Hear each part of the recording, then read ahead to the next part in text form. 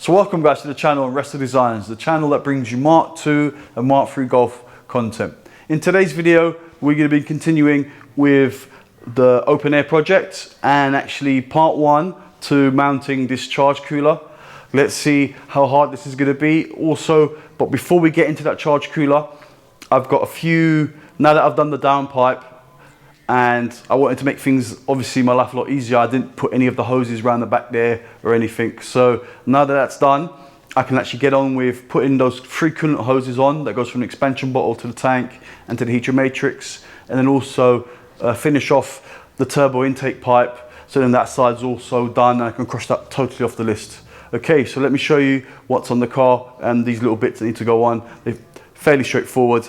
So here they are. Literally, it's just these 3 little hoses. I've given them all a bit of a clean already. I've got my trusty VW circular pliers. So yep, so I'm just gonna put these on and then I can actually start focusing on what I need to do with this. I'll put some light on it later on so you can see it, but I need to just trim it off and just weld those 2 bits together.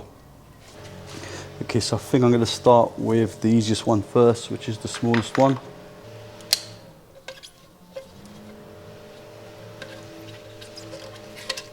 Might as well put the other side on as well while I'm at it.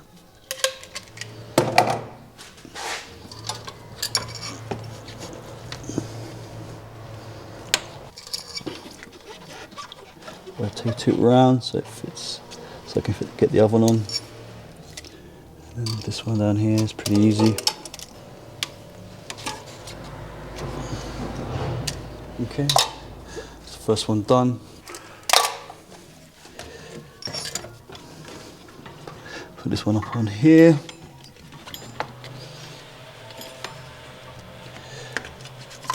Into the side of the head.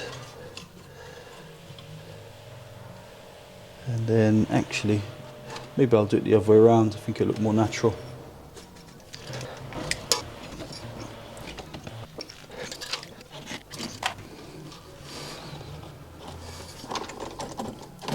First one done.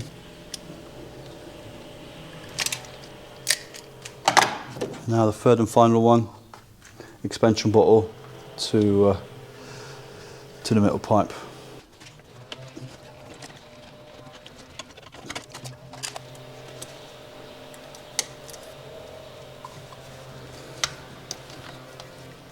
Okay, so now I'm going to try and focus and get this intake pipe done. Need to trim it down a little bit, so I'm going to do little bit by little bit, because obviously I can't make it longer, but I can make it shorter always. So I'm going to trim this down, and then we can call it, and then once that's done, I can paint that black and put all the clips on and cross that totally off the list. So it's just resting up there naturally. It's giving me enough clearance there on both sides. That's pretty cool, and that's it. It's not putting any pressure on the box. It looks very OEM once I sprayed black. Okay, so let me just put some spot welds in. Okay, so I finished off that intake pipe. I've primed it and I sprayed it and waiting for it to dry out in that hot Portuguese sun out there. So this charge cooler, I mean, it's not ideally, it's a good size, but when I kind of realized kind of the connectors, maybe it would have been easier if they were both at the same outlet. But let's see if I can actually fit this at the front. I've had a quick look already here and it looks like it's going to be quite tight, or it's a bit awkward. I don't know how I'm going to mount this, but let's quickly have a look at a few things and see if I can get this where it could reasonably look like it could fit.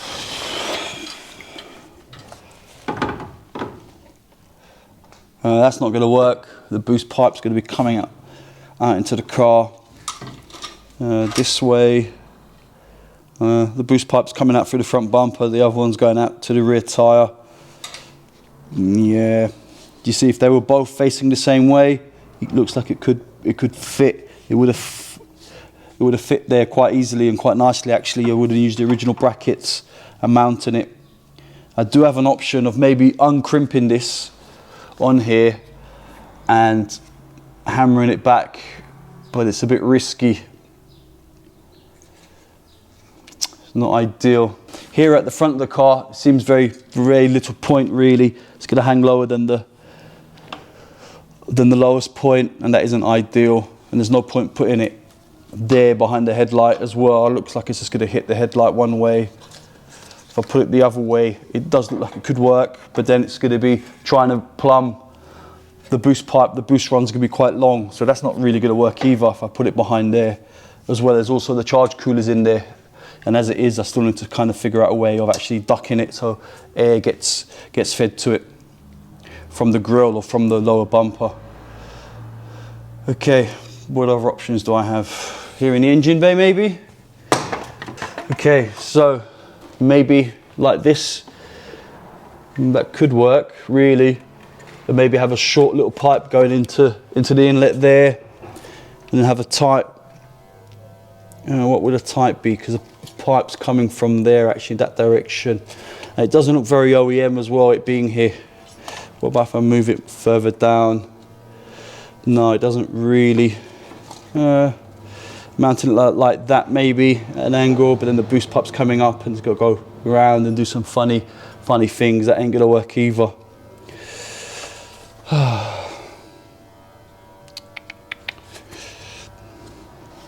What about down here in front of the gearbox? I mean, I did mount on that Mark II GTD project that I did, and I put the 1.9 TDI in that one. I actually mounted the ABS, instead of it being over there in the Mark II, like copying the Mark III, I actually mounted it in front of the gearbox. So I wonder if this has actually got enough space here to go in between the starter motor and the front cross beam. Let's have a look. So this is the spot I was talking about down here at the front. So what I'm going to do is I'm going to remove this power steering bottle, which is loose anyway.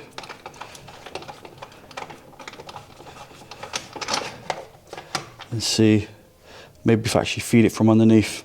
I put it on, and this bit was actually fouling. So what I've done is I've just trimmed this off very quickly off here with the angle grinder, this little trim bit here. And let's try again, see if I can fit it under there. Okay, so it does fit in there, it's very tight, but I do have a bit of space, good bit of space here between the starter motor and the charge cooler, and on the bottom there, you can see there's enough space.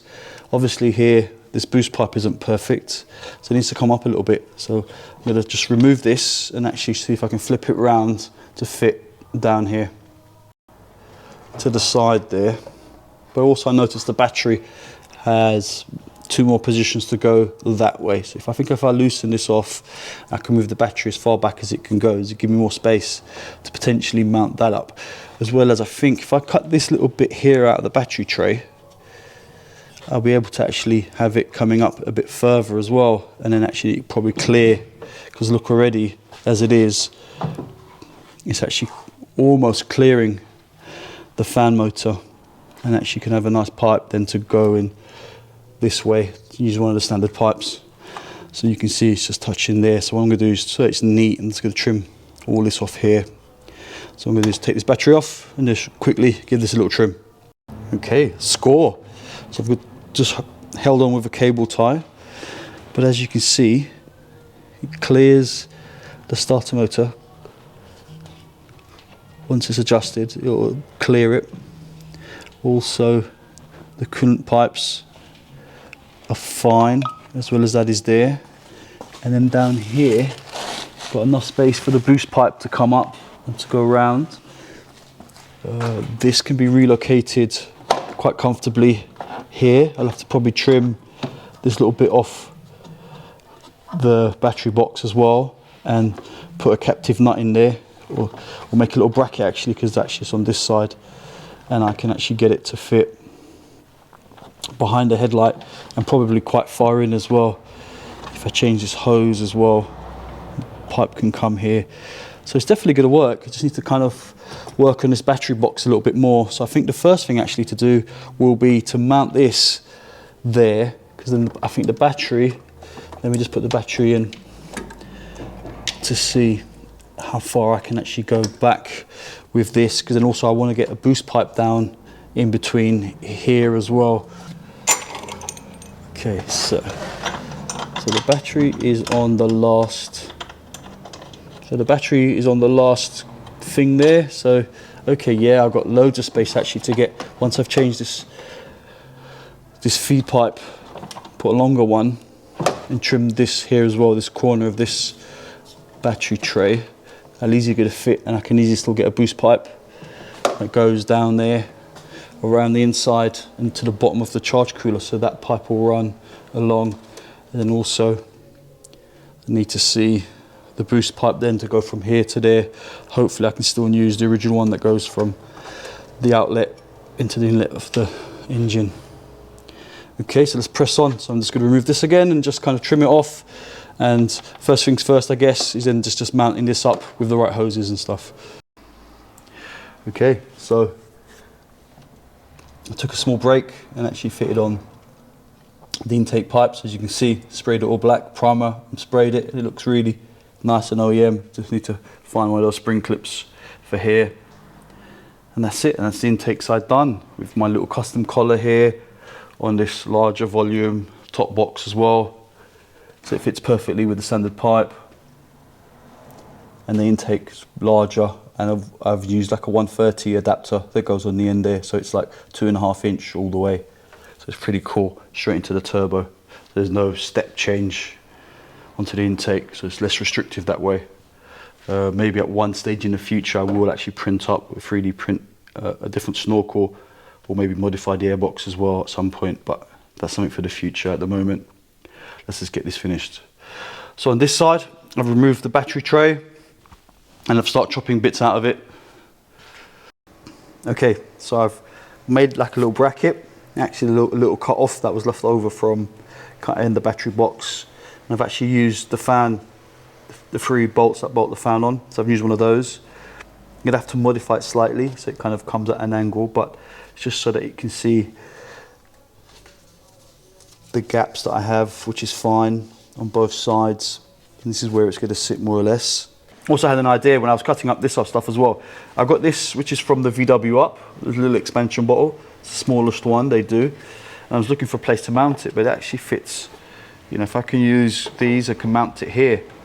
And the idea with that is apart from removing the boost pipes, the actual charger cooler system comes off complete with the front panel, so I don't need to bleed it if I need to remove the front panel or anything. So basically the expansion bottle will stay on here, the charge cooler will be bolted actually not onto the car but onto this front panel, because I'm going to make brackets to hold it onto the front panel. And then the water pump, obviously the cooler's there, and I'll also put the water pump, actually mount it on this front panel as well somewhere, and so it'll be all self-contained. So you know, all I need to do when I remove the front panel will be the boost pipes, obviously the 2 coolant pipes to the radiator, but then the rest of it just comes off. The charge cooler system is totally isolated. It's not actually bolted onto the car or onto the engine anywhere. So that's going to be pretty cool actually. So I'm really happy about that. This is what it looks like so far. So I'm just going to continue. So what I'm going to do is now I'm just going to bolt this battery box in, wait for it to dry, and put the power steering bottle up. Okay, so that's kind of just put on. The pipe's actually round there. It will actually fit. I will obviously have to change the pipe that goes from here to there, but that's quite easy to do. The battery fits. Actually, I could have actually gone more, so because actually it's on the second one. It could have actually gone on the last one, actually giving me more space, but that's still enough space to fit 2.25 boost pipe through there, which is enough. That's fine. Also, I've left this a little bit longer on this bracket, and the reason for that was so I can then make a little bracket as well to secure the boost pipe, to hold the boost pipe, because the boost pipe will kind of come up here and go from the turbo that way around. I've just cable tied this on here so you guys can get an idea of what it looks like. Come to my graveyard of parts, and this is the intake pipe, so for you guys to get a rough idea of how it's going to work. It's literally once that's on there, it's not too far off actually. I do actually have one that's actually not a 90, it's got a 45. I wonder if that makes a difference. Let me just grab 45 instead of a 90, so it might actually come down a bit further. Or we'll actually, so there would line up perfectly with a reducer up onto there like that. And then up here, yeah, I can get a pipe, a 45, a black one that goes from 2.5 to 2, and that will fit in there perfectly as well. So yeah, so that's the cold side done, and then the hot side will obviously run along the back there, along the top of this one, and down this way, and then feed round. Okay guys, so that's the end of part 1 for the charge cooler. In the next episode, which will be on Wednesday, we'll be covering not this again. We'll be going on to, because I need to order a few pipes and stuff, so that might take a while. So we're going to jump off this, and we're going to jump back into the interior, and I'm going to show you the steering wheel that's arrived back from the trimmers, as well as the handbrake gaiter and the gear stick gaiter. They look absolutely amazing. I can't wait to show you guys these bits of trim. As well as I've had a few questions on Instagram, on Facebook, and actually on YouTube as well, on how to do this 3.5 indicator in the dash and what's needed. So in my haste to actually put the steering cowling on and all the rest of it, I forgot I actually got to put the wiring loom and wire up the indicator. So what I'm going to do is, it's going to be a how-to on taking you step by step of what's needed and how to fit the indicators like the Mark IV in the 3.5 in the dash. Okay guys, that comes on Wednesday. Subscribe, ding-a-ling-a-ling, click that notification bell to beat the YouTube algorithm. Keep safe.